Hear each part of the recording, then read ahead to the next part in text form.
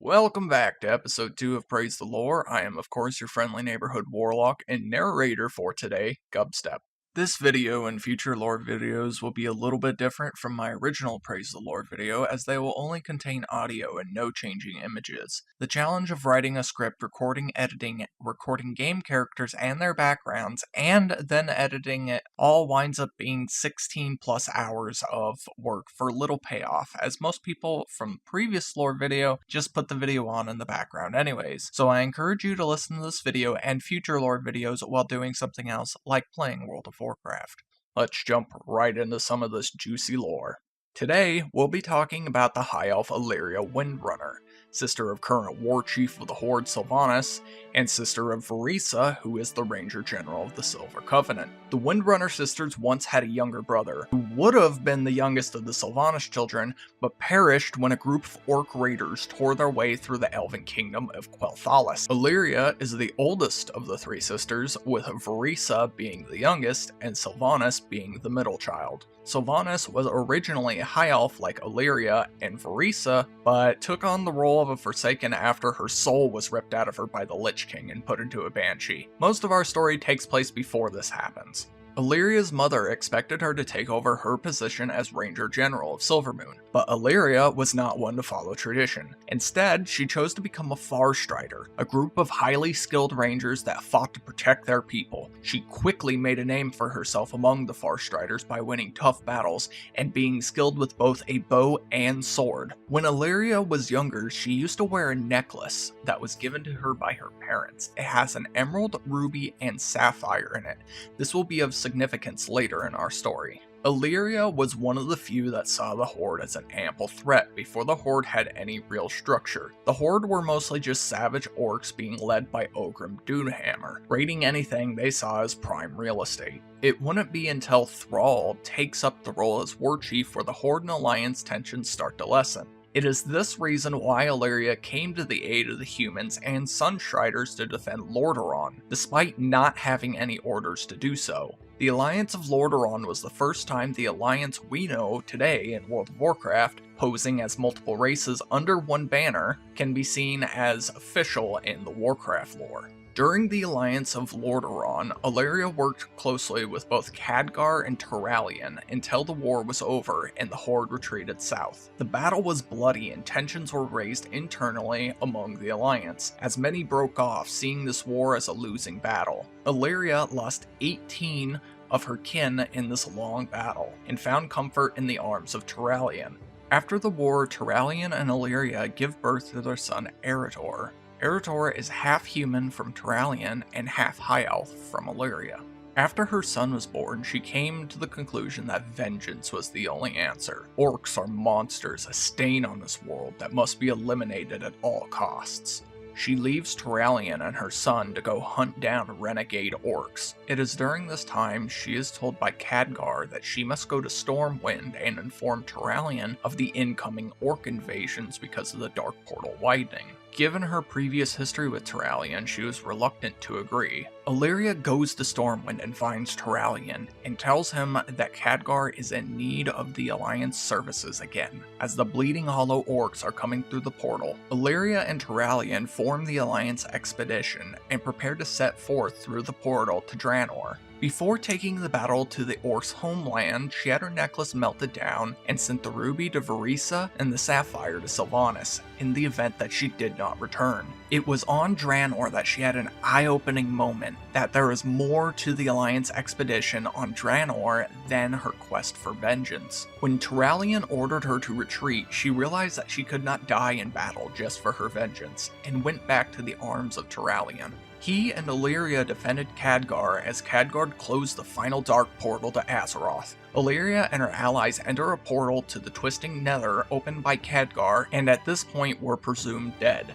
A statue of Alleria was built in the Valley of Heroes, just inside the gates of Stormwind. This is also when Draenor turned into the fiery cataclysm known as Outlands that we see in World of Warcraft today. While in the Twisting Nether, Alleria and her allies were found by Lothraxion, a former dreadlord of the Burning Legion who joined the Army of the Light. With him, he had a message, that their fate was to do battle against the Legion, and that he was sent there to find them. He also informed them that an assassin had been dispatched to kill them. After Alleria makes short work of the assassin, the Naru Zira appeared before both Turalyon and Alleria, and told them that their destiny was to join the Army of the Light and find the Emerald Star. At first, they declined Zira's request for them to join the Army of the Light, saying they wished to see their family and son, Eridor. They eventually realized the importance of their role and joined the rest of the Army of the Light on the Zenithar.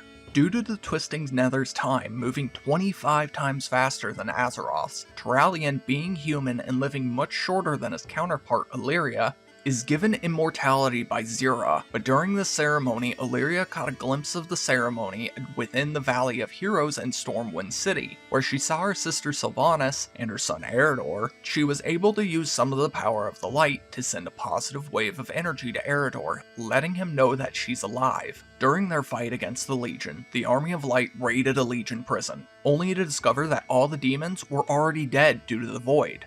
It is here Alleria is infected with the Void, granting her vivid visions. She eventually meets a master of the Void, Locust Walker, who is an ethereal. After she realizes how useful the Void can be to her cause, she approaches Zira and tells her she wishes to learn more about the Void and gain more control over it. Zira provided her with an ultimatum, that she must follow the Naru's vision, and she cannot let the Void interfere with that. Alleria kept that in mind, but she ultimately went on to train herself in the ways of the Void. Alleria's training paid off. She had a vision that she saw herself walking on the Legion stronghold of Argus, formerly the planet of the Draenor, and sees the emerald that Zira told her about. When exploring Argus, Alleria receives a vision from the Titan Soul of the planet, showing the emerald she sought reviving the demons. When Turalyon and Alleria returned to the Zenithar, it had been surrounded, and while they managed to kill the demons, it appeared that they would eventually die at the hands of the Legion, unless Alleria learned to use the power of the Void. She opened a Void portal to the Twisting Nether and dragged Turalyon through it. He lets out cries of agony, as he had become one with the light and the Void was inflicting excruciating pain upon him. Disheartened by what she had done, Alleria reaches out for Turalyon, but upon touching hands, her hand burns his. She tells him to go back to the Zenithar, and that she's not his enemy. He agrees with tears in his eyes, not knowing if he'll ever see Alleria again.